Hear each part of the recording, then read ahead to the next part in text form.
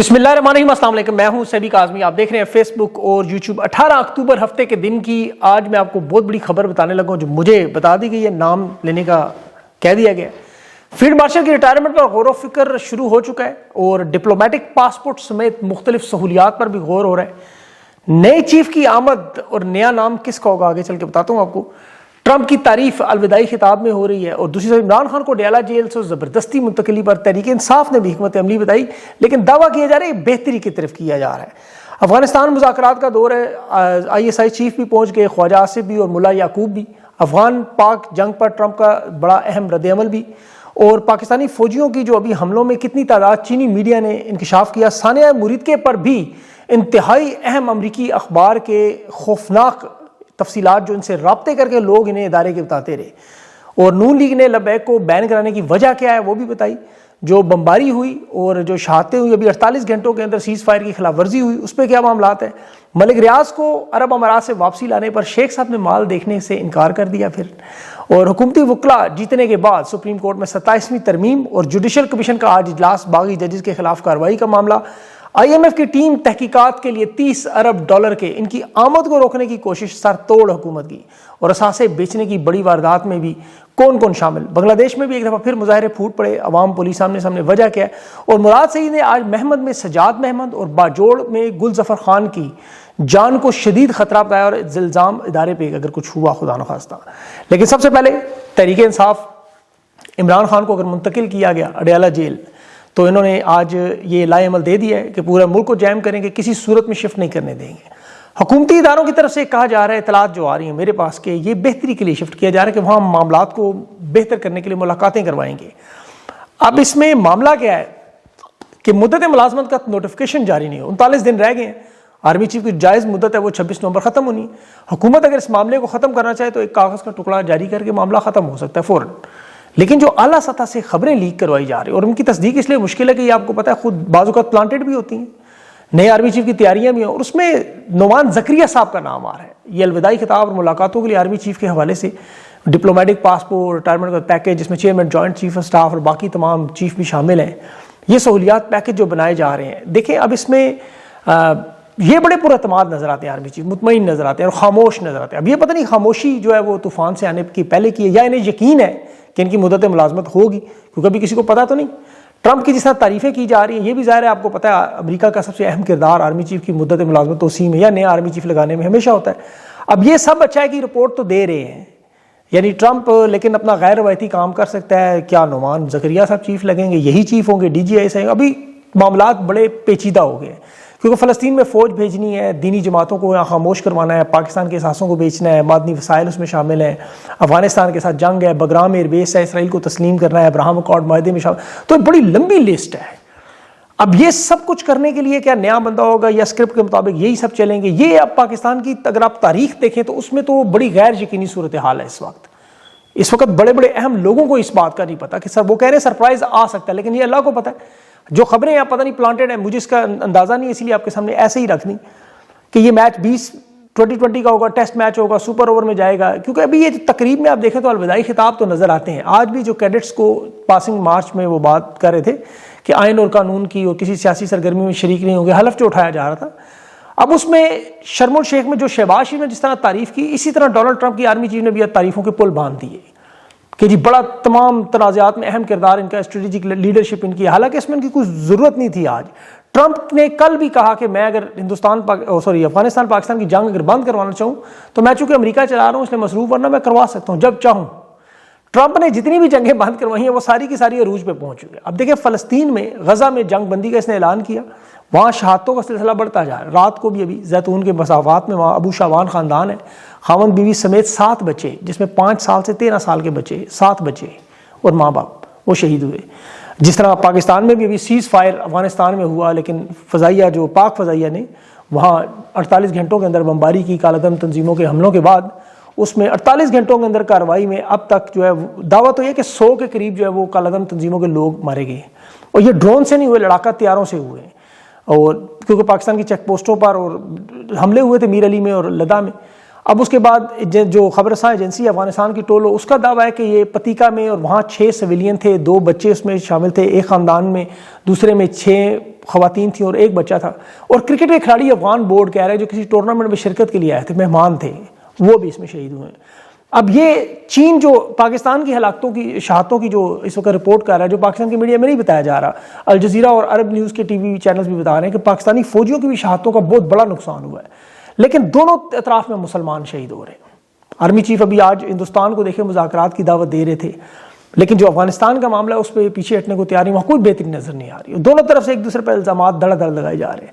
افغانستان کہہ رہا ہے کہ جی سیز فائر کی انہوں نے خلاف ورزی کی ہے اور درجنوں ہمارے شہری جو ہیں وہ اس میں شہید ہو چکے ہیں۔ ابھی دوحہ میں مذاکرات تو ہو رہے ہیں جس میں افغانستان کا وزیر جو ملا یعقوب وزیر دفاع وہ بھی ہے، خواجہ آصف بھی گیا ہے، حیرانگی ہے یہ کیسے بیٹھے گا سامنے، army D G I S I بھی ہیں جنرل عاصم ملک صاحب، اور یہ اب یہ تمام جو تعلقات ہیں اس وقت وہ بڑے آپ کو پتہ ہے خطرناک حد تک پہنچ چکے ہیں۔ پاکستان کی طرف سے دعویٰ کیا جا رہا ہے کہ ہم تو صرف کالعدم تنظیموں گل بہادر گروپ وغیرہ پہ حملے کر رہے ہیں کہ انہوں نے ہمارے ملٹری کیمپ پہ حملہ کیا، لیکن اب تک جو ان حملوں میں 37 لوگ جو ہے وہ مستند شہید ہو چکے ہیں، 550 سے زیادہ زخمی ہیں، اور پاکستان سے افغانستان کے لوگوں کو نکالنے کا بھی دربدری کا سلسلہ بھی وہ بڑی تیزی اس میں آئی ہوئی ہے۔ ان کے احساسوں پر پنجاب میں خاص طور پر قبضہ کیا جا رہا ہے، جیسے مریم نواز آپ کو پتہ ہے وہاں انچارج ہیں، ان کے سنما گھر زمین جائیداد جو وہ چھوڑ کے جا رہے ہیں، سب سے بڑے بڑے تاجر وہاں پہ پختون ہی ہیں، ان پہ قبضے ہو رہے ہیں۔ بالکل اسی طرح لبیک پارٹی کے ساتھ دیکھیں پنجاب پولیس ان کے اہل خانہ سے میتیں چھین رہی ہے جرم چھپانے کے لیے، گرفتاریاں ہو رہی ہیں، اور ابھی آپ حالت دیکھیں کہ خود پنجاب کی جیلوں میں اس وقت یہ صورتحال ہے کہ جہاں 38,000 قیدیوں کی گنجائش ہے وہاں اس وقت تقریباً 1 لاکھ کے قریب قیدیوں کی تعداد پہنچ چکی ہے۔ پتہ ہی نہیں آپ کو چل رہا کتنے لوگ انہوں نے اٹھائے ہوئے، کتنے کی ہیں۔ ثانیہ مرید میں آپ جتنی کوشش ابھی دیکھیں انٹرنیشنل جو ڈراپ سائٹ نے جو سرکاری اور انٹیلیجنس ذرائع کے حوالے سے انہوں نے مریدکے کے خطرناک ہولناک تفصیلات بتائیں کہ سرکاری افسران انہیں بتا رہے ہیں خود کہ ہم لاشیں صرف اس شرط پہ دے رہے ہیں کہ جنازے میں 30 سے زیادہ لوگ نہ ہوں، خاموشی سے دفنا دیں، تو اور کوئی اس کے اوپر وہ رپورٹ شوٹ کرنے کی ضرورت نہیں، اور کوڑے کے ٹرک میں کوڑے کی طرح پھینک کے لے کے جایا جا رہا ہے۔ ڈراپ سائٹ کہہ رہی ہے کہ انٹیلیجنس کے لوگ نے کالیں کر کے بتا رہے ہیں کہ تحریک لبیک کے لوگوں کو ہم نے خود کہا تھا کہ امریکہ سفارت خانے کے پاس احتجاج کے لیے اکسایا گیا، باقاعدہ طور پر منصوبہ بنایا گیا کہ پھر انہیں راستے میں بدترین انداز میں ہم نے قتل عام کرنا ہے تاکہ دوبارہ کوئی آواز نہ اٹھا سکے۔ انہوں نے 4-5 ذرائع بتایا کہ وہ سعد رضوی تیار نہیں تھا اس پہ آنے پہ، وہ ایک طاقتور فوجی شخصیت نے اسے مکمل سیکورٹی کی یقین دہانی کروائی کہ آپ ریلی لے کے نکلے کچھ نہیں ہوگا، آگے انہوں نے پوری واردات کی۔ یہ گرائن ریم مرتضیٰ ہے، حسن ہے، انہوں نے پوری باقاعدہ خبریں پبلش کی ہیں، اور اردو میں رائن گن نے ٹویٹ کر کے کہا تھا کہ جس کے پاس خبر ہو ہم سے رابطہ کرے، نامعلوم نام ہم رکھیں گے۔ اور بہت سے لوگ ہیں آپ کو پتہ ہے ان کا ضمیر تنگ کرتا ہے، رات کو نیند نہیں آتی، احتجاج بھی دے رہے ہیں، استعفے بھی کچھ دے رہے ہیں، کچھ نے بھی ویڈیوز بنا کے سوشل میڈیا پہ اعلان بھی کیا میں رینجر سے استعفیٰ دے رہا ہوں، پولیس سے دے رہا ہوں، چھوڑ رہا ہوں، کیونکہ اندر سے ضمیر تو تنگ کرتا ہے انسان جو ہے۔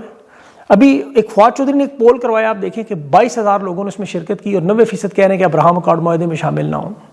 بتائیے لوگوں کا ضمیر ہے اسرائیل کی، کیونکہ غیر آئینی، غیر قانونی، غیر اخلاقی قوت کو تسلیم کرنا، اور یہ لوگ اسی لیے نکلے ہوئے تھے کہ فلسطین کے حق کے لیے، کہ یہاں نیتن یاہو کو لیڈر تسلیم کیا جا رہا تھا۔ اب ان کے ساتھ صرف 10% لوگ کھڑے ہیں جو اس وقت اقتدار میں ہیں یا نون لیگ پیپلز پارٹی یا ادارے کے لوگ ہیں، اور کوشش ہے کہ طاقت کے ذریعے تمام مذہبی اور دینی جماعتوں کو مکمل خاموش کر دیں تاکہ اسرائیل کے معاملے پہ کوئی جرأت نہ کر سکے۔ نون لیگ اور پیپلز پارٹی آپ کو پتہ ہے وہ تو یہ دعویٰ کر رہے ہیں کہ پنجاب میں لبیک کو ختم کرنا کہ ہمارا ووٹ بینک ختم ہو گیا۔ رانا ثناء اللہ نے خود اعتراف کیا کہ مریدکے میں جو ہم نے قتل عام کیا یہ تحریک لبیک پر اس پہ پابندی لگائی، اس کی وجہ یہ ہے کہ اہل سنت اور بریلوی مکتبہ فکر کا سارا ووٹ بینک نون لیگ سے نکل کے چلا گیا ہے۔ لیکن یہ اتنے بیوقوف ہے کہ اس آپریشن کے بعد انہیں ووٹ بینک ملے گا؟ میرے خیال میں تو اب جو ان کے ساتھ ہے وہ بھی نہیں ہوں گے۔ تو یہاں تو اس وقت بدقسمتی سے ہم ایک ایسے جتھے کا سامنا کر رہے ہیں جن کی سوچ اتنی خطرناک ہے کہ سہیل آفریدی نے دیکھیں جو اعلیٰ سطح کے اجلاس میں انکار کیا ان کی میٹنگز میں، وہاں پہ ان کی میٹنگز میں جو بات چیت چل رہی ہے اپنے اقتدار کو جو طول دینے کے لیے مسالے پیش کر رہے ہیں، وہ دنیا کے ان ممالک کی جہاں طویل ترین اقتدار ڈکٹیٹرز کس طرح کرتے رہے ظلم و ستم کے ساتھ۔ یہ 26 نومبر، 9 مئی، ثانیہ مرید کے یہ سارے جو معاملات ہیں پچھلے 3 سال سے قتل عام ظلم و ستم، اقتدار پہ قبضہ کرنے کے لیے جنرل پنوشے کی ایگزامپلیں دی جا رہی ہیں۔ وہاں چلی میں جس طرح 17 سال اس نے گزارے، اپنے سیاسی مخالفین مار دیے، ظلم و ستم کیا، مسنگ پرسن بنائے، اور 17 سال وہ اقتدار پہ بیٹھا رہا، حکمرانی کرتا۔ یہ آپ کو کمبوڈیا کی مثالیں وہاں دیتے ہیں کہ جنرل بول پاٹ کو دیکھیں کہ اس نے کس طرح لاکھوں لوگ مار دیے وہاں۔ یہ چین کی مثال دیتے ہیں کہ وہاں 1989 میں کمیونسٹ پارٹی نے اقتدار کے لیے رہنے کے لیے ابھی تک وہ حکمرانی میں کیسے ہیں کہ انہوں نے طلباء کو، عوامی احتجاج کو، جو بولتا تھا ریاست کے سامنے اسے کریک ڈاؤن کر کے ہزاروں لاکھوں ہلاکتیں کر دی تھی، یا سوویت یونین میں جس طرح جوزف اسٹالن نے کیا۔ اتنا عرصہ حکمرانی کی، لاکھوں لوگ مار دیے، بلکہ مسلمان ممالک میں مثالیں دیتے ہیں، عرب دنیا کی، انڈونیشیا کی سہارتو 30 سال کیسے اقتدار میں رہا، اس نے بھی کمیونسٹ پارٹی کے خطرے کے تحت وہاں تقریباً 10 لاکھ لوگ جو ہے وہ مار دی۔ بنگلہ دیش کی مثالیں دیکھیں، ہم نے 1971 میں 5 سے 10 لاکھ لوگ مارے، ملک الگ ہوا تو کیا ہوا، مغربی پاکستان پر ہماری حکومت تو بن گئی۔ تو عوامی طاقت تو ہم نے اٹھنے نہیں دینا، چاہے ذوالفقار علی بھٹو ہو، چاہے بے نظیر بھٹو ہو، چاہے کوئی بھی عوامی لیڈر ہو، لیکن انہیں یہ نہیں پتا اتنا کچھ کرنے کے بعد یہ جیت تو نہیں سکے، یہ ہار گئے۔ پاکستان کی قوم تو ہار ماننے پر تیار ہی نہیں، اور 24 کروڑ سے تو نہیں جیت سکتے۔ آرمی چیف جو بھی نوجوان کیڈٹ سے بات کرتے ہوئے کہہ رہے تھے کہ کچھ دشمن اپنے مذموم مقاصد کے لیے عوام اور فوج کے اندر دراڑ ڈال رہے ہیں۔ اب بندہ ان سے پوچھے یہ دراڑ شروع کہاں سے ہوئی؟ فوج سے تو لوگ محبت کرتے تھے، یہ مذموم مقاصد کیا ہے؟ پاکستان کی تاریخ میں آپ دیکھیں ہمیشہ فوج پر یا آرمی چیف پر تنقید تو ہوئی، سوال بھی ہوئے کہ آپ سیاست میں مداخلت نہ کریں۔ جنرل باجوہ جب عمران خان کے خلاف عدم اعتماد لے کے آیا، سیاست میں مداخلت کی، وہ ایک لانگ مارچ تھا 25 مئی کا جس میں رینجرز استعمال ہوئے، وہاں سے دراڑ شروع ہوئی۔ جنرل باجوہ کے بعد فیلڈ مارشل کے پاس یہ بڑا زبردست موقع تھا، یہ جنرل باجوہ کو قربانی کا بکرا بھی بنا سکتے تھے۔ یہ جو گندگی جنرل باجوہ نے اپنے دامن میں سمیٹی، یہ اسے اٹھانے سے انکار کر کے اسی پر پھینکتے، انہیں اللہ نے موقع دیا۔ لیکن چونکہ یہ ڈی جی ایس آئی کا عہدہ تھا، ایران کے وہ جو معاملات تھے، یا عمران خان سے ذاتی بغض اور انا تھی، یہ اس حد تک چلا گیا، اور پھر اس میں آگے 3 سال میں ظاہر ہے اسرائیل کو پھر تسلیم بھی کرنا پڑا، تاریخ کے وہ تمام کام کرنے پڑے جو ہم لوگ صرف سوچ سکتے تھے، وہم و گمان میں بھی نہیں تھا، کتابوں میں پڑھتے تھے، وہ آنکھوں سے ہوتے دیکھ رہے۔ پنجاب میں تحریک عدم اعتماد آئی، جو نگران حکومت میں صالح صاحب حکومت میں آ گئے، پنجاب میں وزیر اعلیٰ بن گئے، جو آج بھی وزیر داخلہ ہیں۔ لیکن جو اصل دراڑ شروع ہوئی وہ زمان پارک پر حملے سے، خان پر مقدمات سے، الیکشن ملتوی سے، اور سب سے بڑھ کر خان کا جو گریبان 9 مئی کو پکڑا گیا، بے توقیر کرنے کی کوشش کی، رینجر سے کروا کے۔ اس دراڑ کے بعد نفرت کا معاملہ شروع ہوا۔ یہ تحلیل کرنا، اسمبلیاں، سیاست میں مداخلت کرنا، یہ لوگ برداشت کر لیتے، الیکشن چوری کریں، چند نشستیں ادھر ادھر کرتے، اپنے لوگ لگاتے، یہ لوگ برداشت کر لیتے ہیں، یہ ہوتا رہا۔ لیکن زمان پارک پہ جب حملے ہوئے، خان پر مقدمات ہوئے، اور پھر جس طرح خان کے خاندان کے ساتھ ہوا، پاکستانیوں کے ساتھ ہوا، یہ صرف نقاب نہیں اترا بلکہ کپڑے تک اتر گئے۔ پاکستانی ماؤں بہنوں، بیٹیوں کے، نابالغ بچوں کو، معذوروں کو جس طرح بے دردی سے شہید کیے گئے، جیلوں میں ڈالے گئے، صحافی لاپتہ ہوئے، یہ ظلم اور جبر اور طاقت کی ایک انتہا ہوئی کہ نحوست کے برسائے ہر طرف چھا گئے۔ جس میدان میں ان کا ہاتھ آپ دیکھیں اس میں ناکامیاں، چاہے وہ ایس آئی ایف سی ہو، چاہے وہ معیشت ہو، امن و امان ہو، سیاسی استحکام ہو، سفارتی تعلقات ہو، ہمسایوں سے تعلقات ہو، ہر طرف ناکامیاں ہی ناکامیاں۔ سب سے بڑی ناکامی تو 8 فروری الیکشن میں آئی تھی، اسی وقت انہیں سمجھ جانا چاہیے تھا۔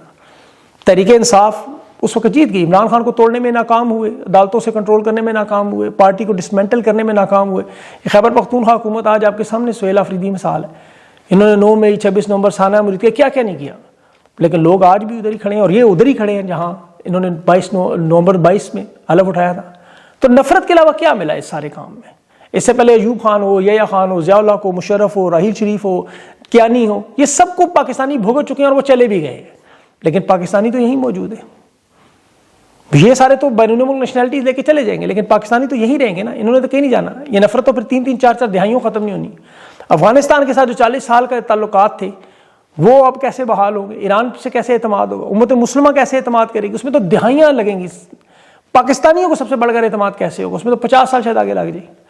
دفتر خارجہ آج کہہ رہے کہ افغانستان میں آئین نہیں ہے، وہاں پہ جتھا ہے، وہ کیا وزارت، ان کی وزارت خارجہ کہہ رہی ہے آپ کے ملک میں آئین موجود نہیں، یہاں بھی ایک طاقتور گروہ نے طاقت کے بل پہ قبضہ کیا ہوا ہے۔ یہ افغانیوں کو نمک حرام کہتے تھے کہ ہم نے ان کی مدد کی۔ خواجہ آصف نے اسما شیرازی کے بارے میں خود کہہ دیا کہ ہم تو دہشت گردی کی جنگ لڑتے ہی اس لیے کہ ہمیں ڈالر چاہیے، پیسے چاہیے، امریکہ ہماری بولیاں لگاتا ہے۔ وہ خود خواجہ آصف اپنے منہ سے وزیر دفاع کہہ رہے ہیں کہ افغانستان میں جنگ اس لیے لگاتے ہیں کہ ڈالر ملے، اور خود ہر آرمی چیف کے بارے میں محترمہ بے نظیر بھٹو نے 30 سیکنڈ کے کلپ میں بات کی، پہلے مجاہدین، پھر CIA، پھر ISI، پھر مجاہدین، پھر طالبان، پھر القاعدہ۔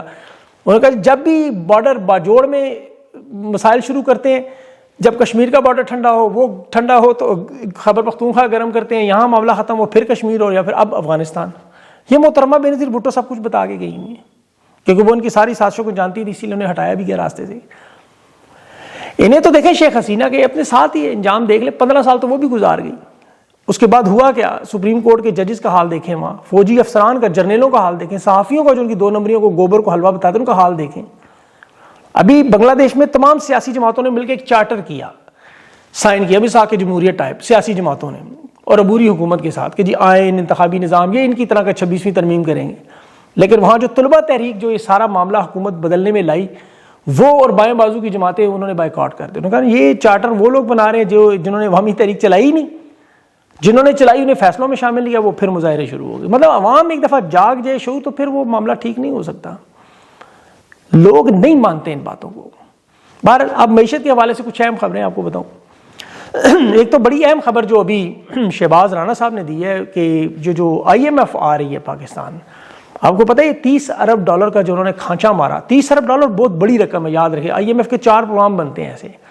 انہوں نے جو اعداد و شمار میں 2 نمبری کی امپورٹ کے حساب سے IMF کی ٹیم آ کے تفتیش کرنا چاہتی ہے، واردات کھولنا چاہتی ہے، اور خاص طور پر جو 11 ارب کی امپورٹ یہ جو 2 سالوں میں انہوں نے کہا جی وہ غلطی سے آ گیا یا اعداد و شمار کا ہیری پھیری کی. اب یہ اس کے لیے IMF کی ٹیم آنا چاہتی ہے. دیکھیں انہوں نے PTI کو دبانے کے لیے جو نون لیگ پیپلز پارٹی کو چھٹی دی، کھلی چھٹی، جو مرضی لوٹ مار کریں، چیک اینڈ بیلنس ختم کیا. شہباز شریف کا پارکنگ میں جہاز 15 دن کھڑا رہتا ہے، اندازہ کریں. کیونکہ یہ ایک ڈسٹرکشن کی پالیسی، تباہی کی پالیسی لے کے ہیں، پاکستان کو تباہ کر کے، اس کے قیمتی اثاثے سارے کوڑیوں کے بھاؤ بیچ کے. ابھی وہ فرسٹ وومن بینک کی صرف ایک واردات دیکھیں، 4 ارب کا انہوں نے بیچا ہے ٹوٹل. یہ F10 F6 اسلام آباد میں جو قیمتی گھر ہیں ان کی قیمت اس 42 برانچوں والے بینک سے بھی کم. اندازہ کریں، کوڑیوں کے بھاؤ جسے کہا جاتا ہے. اور پیچھے کھڑے وہ آرمی چیف کے ساتھ تالیاں بجا رہے ہیں. ان کے جانے کے بعد ایسے ایسے اسکینڈل سامنے آئیں گے، آپ خون کے آنسو روئیں گے. انہوں نے پاکستان کو کیسے تباہ و برباد کیا، جس طرح عدلیہ کا انہوں نے حال کیا، جو ججز کے ساتھ کرتے رہے. ابھی سپریم کورٹ کے جو نیا گروپ آیا سامنے، ان کے حکومتی وکلا، وہ پلاٹوں والا گروپ، انڈیپینڈنٹ گروپ جسے کہا جاتا ہے، اس کے سربراہ احسن بھون کیا کہہ رہے ہیں، 27ویں آئینی ترمیم وفاقی جو آئینی عدالت لائیں گے. اب اس میں وہ نیا صدر جو ان کا آیا ہے ابھی جو جیت کے الیکشن، وہ کہہ رہا ہے کہ ججز جو آ رہے ہیں وہ سیاسی پارٹیوں کی طرف سے آ رہے ہیں. بڑا اچھا ہوا 26ویں ترمیم. اندازہ کریں کہ جیسے کوئی MNA MPA یا سینیٹر لگانا ہے پارٹی میں، جج ایک انڈیپینڈنٹ ہے، وہ سیاسی جماعت سے آئے گا، کیا کام ہوگا پھر. بہرحال آج جوڈیشل کمیشن کا اجلاس بھی ہے اور اس میں جسٹس طارق جہانگیری کی اب یہ میٹرک کی کوئی ڈگری نکال رہے ہیں ساتھ، اور باقی تمام ججز کے بھی اس میں نام موجود ہے رگڑا لگانے کے لیے. اور میڈیا والے تو بولتے ہی نہیں نا، آپ کو پتہ ان چیزوں پہ. ان کی تو آنکھوں میں ایسے بال آئے ہوئے ہیں نا، اس جانور کا میں نام نہیں لیتا. سہیل آفریدی نے پہلے دن جو حلف اٹھایا، جس کو اپنے فرنیچر یا دفتر کا پتہ بھی نہیں تھا کون سی چیز کہاں ہے، وہاں انہوں نے قائد اعظم کی تصویر اور جھنڈے پہ کیا شروع ڈرامہ کیا. یہاں مراد علی شاہ شہباز شریف سے مل رہا ہے، پیچھے حاکم علی زرداری اور زرداری کی تصویریں لگی ہیں. کیمرہ جتنا مرضی پیچھے کر کے دیکھیں، کوئی تصویر نہیں. مریم نواز کے پیچھے لگی ہے نواز شریف کی تصویر. مطلب ان لوگوں کو منافقت ہے، چونکہ شرم ان کو آتی نہیں. بہرحال ان لوگوں کو اسی لیے ان لوگوں نے بائیکاٹ کیا. وہ اقرار حسن کی تو بائیکاٹ کی مہم بڑی کامیاب جا رہی ہے. لگتا ہے اب ساروں کو ایک ایک کر کے وہ بائیکاٹ کریں. کچھ اور بھی نظر آ رہے تھے مجھے نام. بہرحال اپنا خیال رکھیں. اگلے ویلا تک کے لیے مجھے اجازت دیں. اللہ حافظ.